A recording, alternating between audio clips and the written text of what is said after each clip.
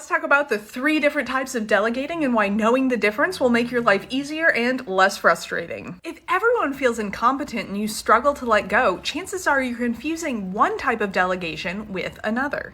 The 3 types are outsource, cross-train, and grow. In outsourcing, you're talking about someone with a very high degree of knowledge and skills. This person might be able to do the job even better than you. They'll need a little bit of specific information, maybe some access to things, but by and large, they can take the ball and run with it with a very high degree of success and quality of work. Cross-train is someone who is fully capable of doing these things, probably has some transferable skills, has probably done a subset of these things in different contexts, but they are going to need a little bit more information. They probably haven't done 100% of the things that this particular project requires, so you are going to have to spend a bit more time with them. They're more likely to ask a lot of questions up front, but they'll be fairly good questions and you probably won't hear the same question more than once. Grow is where you have someone with the absolute least amount of skill, and they're more of an investment in the future. Think of the analogy of delegating someone else to do your laundry. If you are outsourcing, you are taking it to someone who is an expert at doing laundry. They're probably better at doing laundry than even you. Now, you may have to give them a little bit of context-specific information. Hey, this shirt is dry clean only. I prefer my pants to be hung and not folded, but by and large, you can just say, here you go, and the job is going to be done quickly, efficiently, and to a very high degree of quality. Cross-training is where you have someone who's perfectly capable of doing this. They have done it before, maybe multiple times, but they may need a little bit of additional information. Maybe they don't know how to operate that particular washing machine and you have to go through the steps of showing them. Maybe there is a subset that they haven't done before that they can bring transferable skills.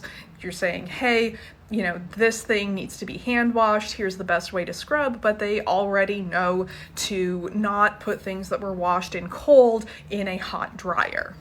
They may ask a lot of questions in the beginning, but they're going to be fairly good questions and you're probably not going to have to tell them the answer more than once. Growth is the one where we really get ourselves into trouble. Think of this as trying to teach a child to do their laundry.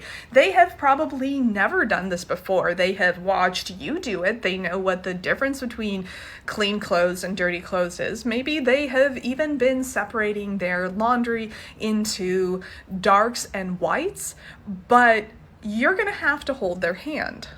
When you are trying to delegate someone who is in the growth field, we can feel very frustrated about why aren't they getting it?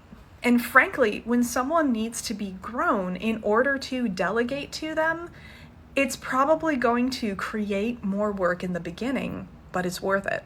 They're going to have a lot more questions. Those questions are going to seem a lot dumber, and they are probably going to re-ask those questions and make mistakes that you specifically already held their hand through trying to teach them. Real talk, they will make mistakes. Sometimes ones that can't be undone, like ruining a shirt, and sometimes ones that are going to take a lot of time, energy, and maybe money to undo, like break the washing machine. But if you look at the grand scheme of how much laundry those children are going to generate in their lifetime, it is totally worth it to get that task off your plate. And there is another deeply important reason to invest in growth as a path to delegation. It is so profoundly good for the person that you are growing. If you're a manager and you are trying to delegate something to a more junior person or someone who just joined the team and is bringing a lot of transferable skills but maybe not direct knowledge,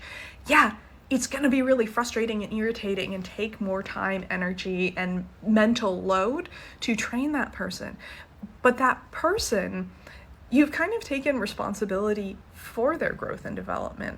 If you can lean into that mentorship role, that feeling of service, of giving back to someone who really does need that helping hand, and lean into the compounding interest, shall we say, of that person learning how to do this thing, how much easier that life will make you when they do finally get it, Those two things are going to help you feel more comfortable to delegate to someone who you do need to help grow, especially if you actually recognize this is not someone you are outsourcing or cross-training.